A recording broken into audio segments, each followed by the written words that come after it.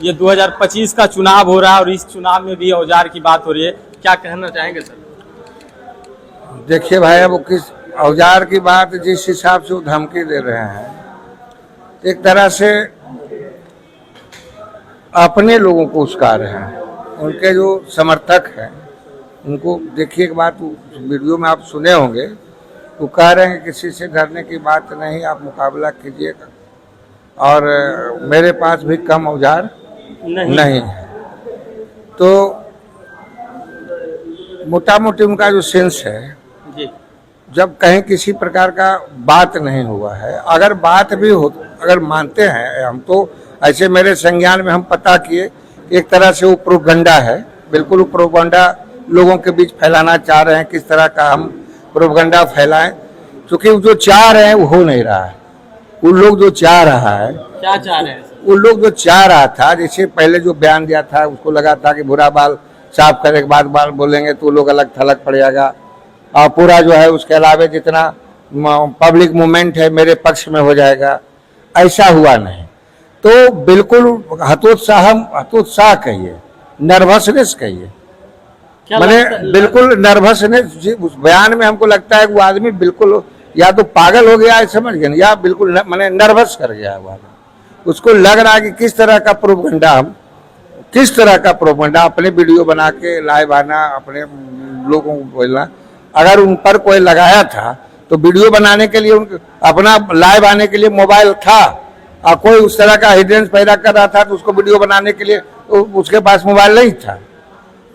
यहाँ अच्छा ये बताइए सर कि औजार का जमाना अब रहा, इसी बात को समझिए ना, वो हम लोगों को नहीं, वो अपने समर्थकों को उस्का रहे हैं।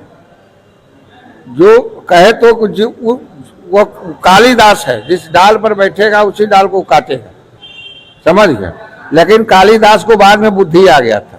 हम भगवान से कामना करते हैं, ईश्वर से कामना करते हैं कि उसको सद्बुद्धि दे, और सद्बुद्धि इसलिए दे ताकि चूंकि जो उसको कुबुद्धि है, वो अपने कुबुद्धि से पूरे वासिन विधानसभा को जलाना चाहता है, और सद्बुद्धि इसलिए माँ भगवती से या भगवान से मांगते हैं ताकि उसको सद्बुद्धि आ जाए, ताकि मेरा वासिन विधानसभा जिस तरह से अमन चैन से जी रहा है, आगे भी इस तरह से अमन चैन से जीते रहे, इसलिए भगवान उसको सद्बुद्धि दे। कल ही मंटन सिंह बाहर हो गए टीम से, हुए जो प्रत्याशी थे कांग्रेस से, वो वापस ले लिए। इस पर आप क्या कहना चाहेंगे? देखिए, उन लोगों का आपसी महागठबंधन का वो अपना मामला है, उसका पार्टी में किसको बैठाएगा, किसको खड़ा करेगा, किसको लड़ाएगा, ये सब हम लोगों का विषय नहीं।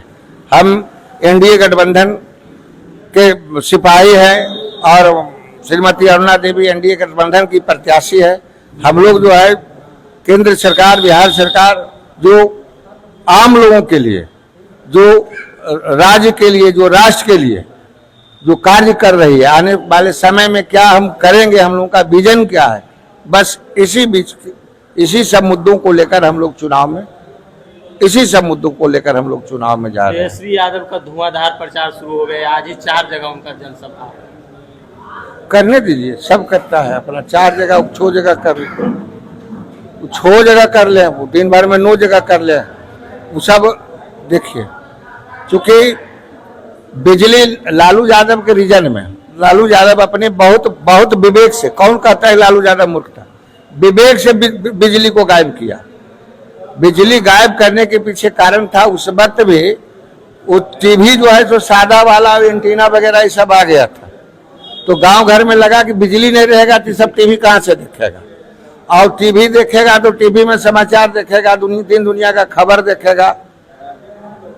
उस हिसाब से बिजली को गोल कर दिया ताकि बिल्कुल अंधार कुआं में पड़ा रहे, और जैसा हम जिस तरह से हम बिहार के जनता को हाँके, हम अपना हाँकते रहे। एनडीए के आप उस समय आप सुने होंगे कि लालू यादव के यहाँ जब लोग रोड मांगा था, कहीं अपने समर्थकों के गांव में गए थे तो कहा था कि अरे रोड बन जाए, तगड़ा पर गाड़ी घोड़ा चली तो एक्सीडेंट हुई, फलना हुई, रहेगा रोड, ऐसा ही ठीक बा। एक बयान में लालू यादव बोले थे कि हेमा मालिनी के गाल की तरह जो है रोड बना, यही पकड़ी वही सब जवाब दिखाने के लिए जब वो बोले थे, उसी के बाद तो उनका सफाया हुआ। कब बोले थे आप याद कर लीजिएगा, लगभग 10-15 साल हो गए हो गया ना, उसी बाद उनका सफाया हुआ। उसके बाद तो वो सरकार में भी नहीं कभी आए। कह रहे हैं जब मौका मिला 15 साल तो जो बढ़िया रोड था उसको खोद के गड्ढा कर दिए और उसके बाद रोड बनाने की बात कर रहे थे। जो बिजली था उसको खत्म कर दिए, जो फैक्ट्री था सब बंद कर दिए। तो एक बात बिहार की जनता नहीं समझ रही थी, समझ रही थी। एनडीए की तरफ से कौन कौन आ रहे हैं के समर्थन में प्रचार के लिए? एनडीए की तरफ से जो नेता आ जाए सबका यहाँ स्वागत है, लेकिन एनडीए के द्वारा, एनडीए सरकार के द्वारा जो कार्य किया गया है मेरे विधानसभा क्षेत्र में वह ही काफी है। अगर नेता आते हैं तो सम्मान, लेकिन एनडीए के द्वारा जो बिहार के अंदर जो कार्य किया गया है वह आम जनता के व्यक्ति के तक जो कार्य किया गया है, बिहार के बेहतरी के लिए जो कार्य किया गया है, जो विकास की बिहार में जो धारा बही है, एनडीए उम्मीदवार के लिए काफी है। अभी पता चला हमें कि कल से मंडन दा भी उधर प्रचार प्रसार करने वाले हैं। करें, वो गठबंधन के लोग हैं तो काहे नहीं कर सकते।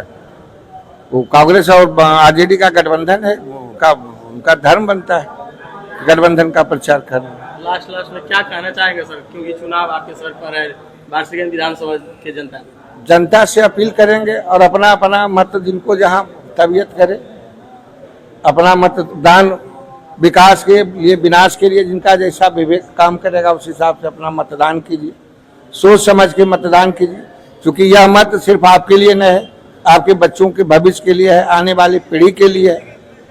मतदान आज एक दिन मतदान होगा और यह मतदान का असर 5 साल तो डायरेक्ट उसमें दिखेगा, लेकिन 5 साल अगर बिहार गलत हाथों में चला गया तो फिर 15 साल 20 साल जैसे बिहार की आत्मा कराते रही उसी तरह से कराते रहेगी।